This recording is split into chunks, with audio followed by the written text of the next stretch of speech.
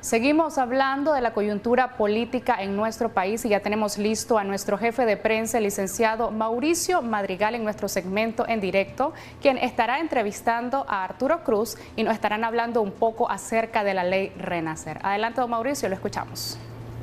Muchas gracias, Maribel y amigos televidentes. Gracias por continuar sintonizando Acción 10, el noticiero líder cara a cara con la noticia.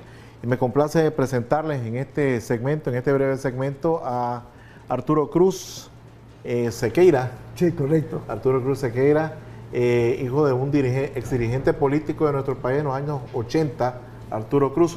Sin embargo, Arturo ya lo conocemos de hace algún tiempo y hoy nos acompaña. Él tiene una vasta experiencia en la diplomacia y hoy es precandidato presidencial en la actual contienda, ¿verdad? Previa a la inscripción de candidato. Buenas tardes, Arturo. En principio queríamos conocer,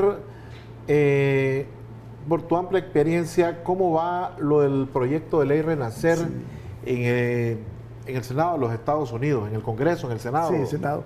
Mauricio, primero que todo, un gusto de estar con vos, ¿verdad? Gracias, Arturo.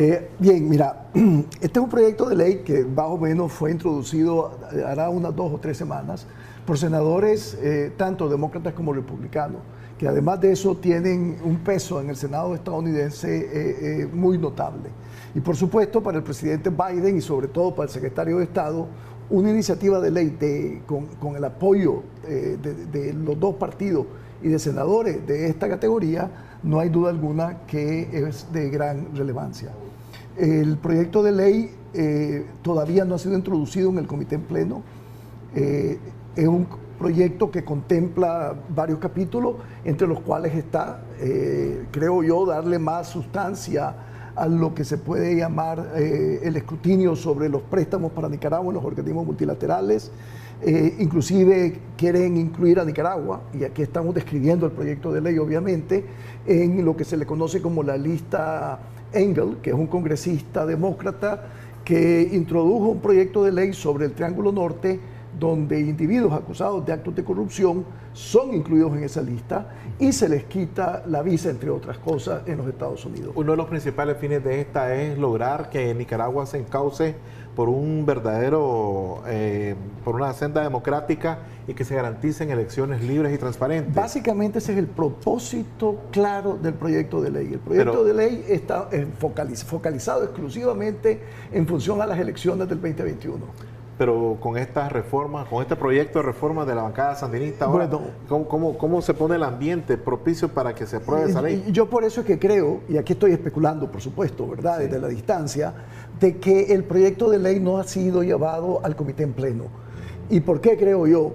Porque si en efecto esa ley de alguna manera no es modificada como debe ser, ¿verdad?, estoy casi seguro que ese proyecto de ley Renacer, tal como está formalizado en este momento, se va a endurecer.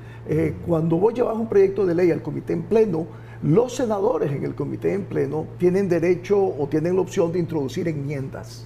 Y supongo yo de que en parte han decidido mantener el comité, mantener la ley sin llevarla al comité, precisamente viendo cómo va a proceder en Nicaragua el gobierno con ese proyecto de ley, con sus diputados y con el Consejo Electoral. O sea que podrían establecerse otro tipo de sanciones o extender las sanciones a otras personas, por ejemplo. Sí, bueno, la verdad del caso es que el proyecto de ley se pudiese endurecer, ¿verdad? Ya es un proyecto de ley bastante duro. Aparte de lo que conocemos, podrían conocerse otras extensiones a sanciones o a más personas o a otras instituciones. Sí, perfectamente. Lo que vos decís es correctísimo. Ahora bien, yo estoy convencido de que si verdaderamente, por otro lado, ese proyecto de ley que está considerándose aquí en la Asamblea toma una actitud más razonable, más aceptable para la sociedad nicaragüense y para la comunidad internacional, supongo yo que el proyecto de ley va a seguir su curso, pero no necesariamente lo van a fortalecer. Arturo, vos tenés muchos contactos allá en esos ámbitos norteamericanos, tanto en el Senado, el Congreso. Sabemos la amistad que tenés con María Elvira Salazar, que sustituyó a Elena Roslet. ¿Qué te han informado? El silencio que nosotros percibimos en Nicaragua de los norteamericanos, ¿qué significa? ¿Están siguiendo detenidamente estas cosas? A ver, por lo que yo veo, ¿verdad? Desde la distancia y en ocasiones conversando con algunas amistades en Washington, es de que Nicaragua sigue siendo parte de la agenda de Estados Unidos. Y lo he dicho en otras ocasiones, hay raras ocasiones donde vos podés lograr un consenso bipartidario entre demócratas y republicanos. Y el caso de Nicaragua particularmente los une, es extraordinario. Vos lo ves en ese propio proyecto de ley. Tenés senadores demócratas, tenés senadores republicanos. Pero no solamente es que tenés de ambos partidos, es en la categoría del senador. Estás hablando de senadores de una gran antigüedad, de una gran fuerza, y que tienen una enorme incidencia en el equipo de Biden. Ahora bien, muchas veces acordate que el tema de Nicaragua no es que se olvida, pero digamos, hay otras consideraciones que definitivamente abruman la agenda del Congreso. Por eso es que yo creo de que una vez que este proyecto de ley vaya al comité en pleno, y esperemos que esta ley que está en el Congreso, en la Asamblea nuestra, sea modificada sustancialmente, entonces que el proyecto de ley pues pase, porque va a pasar rápidamente, es lo que yo veo pasar, pero sin necesariamente hacerlo todavía más letal, ¿verdad?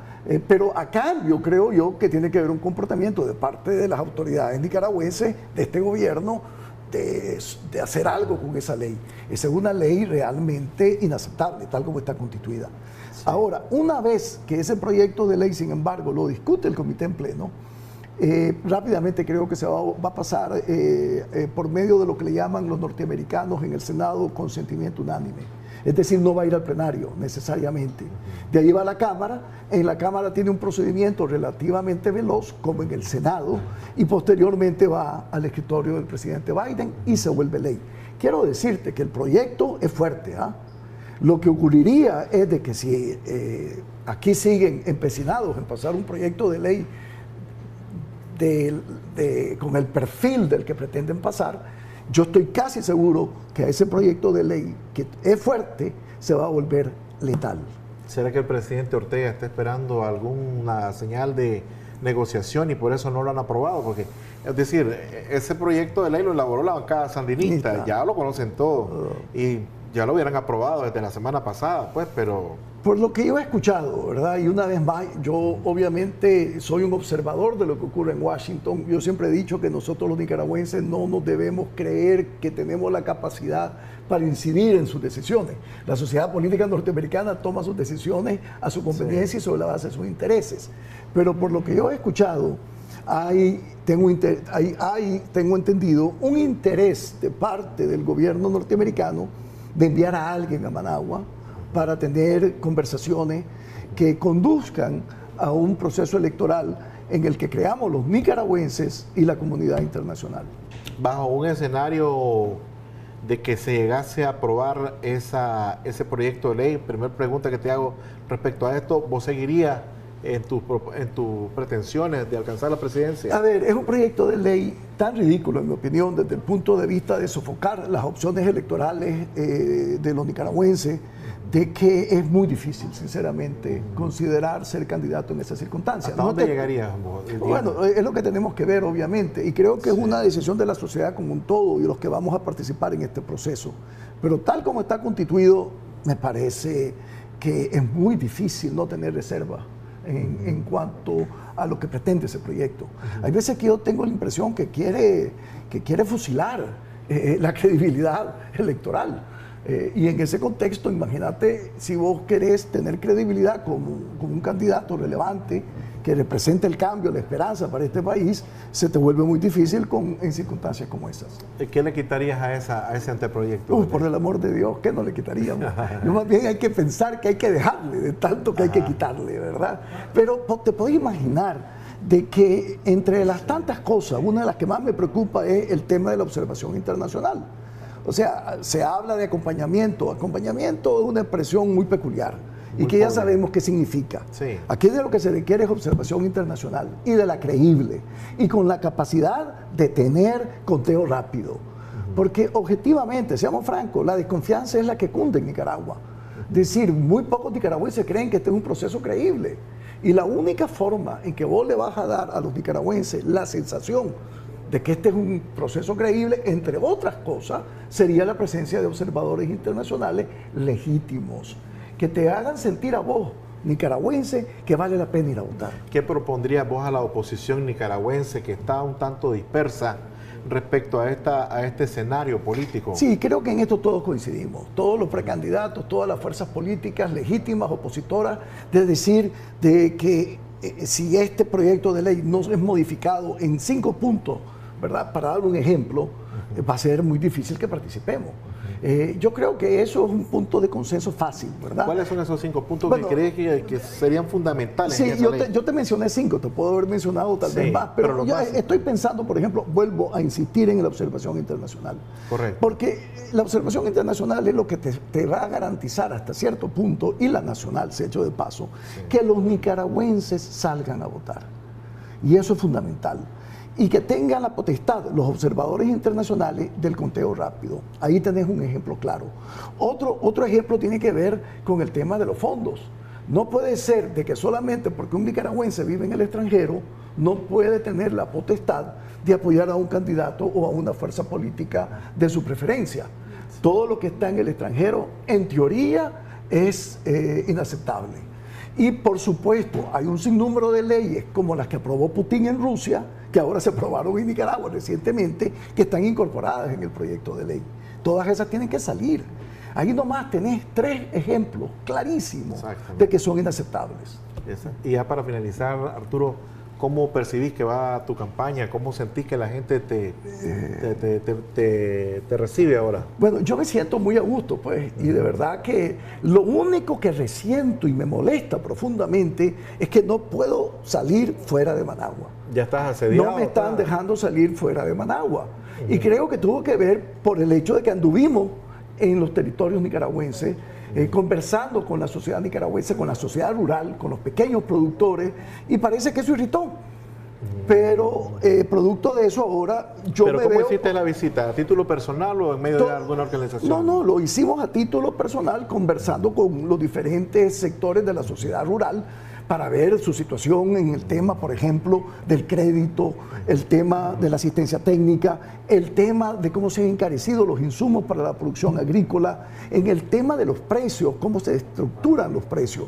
Entonces fue una experiencia muy rica, muy interesante. Fuimos a Jinotega, fuimos a Matagalpa, fuimos a Sébaco, y definitivamente, como te dije, a raíz de eso creo yo que eso trajo como consecuencia que irritó a ciertos miembros de nuestro gobierno, ¿verdad? El gobierno actual, y desde entonces pareciera que si yo no puedo salir de Managua. Bueno. Y eso lo resiento profundamente porque no me dejan comunicarme con nuestros compatriotas fuera de la capital. Obviamente. Bueno, Arturo, son tantas cosas las que tenemos pendientes de conversar y espero que nos volvás a acompañar muy pronto. Mientras, pues, quiero agradecerte tu comparecencia a este espacio y tener las puertas abiertas cuando... Mauricio, será un gran gusto. Muchas gracias.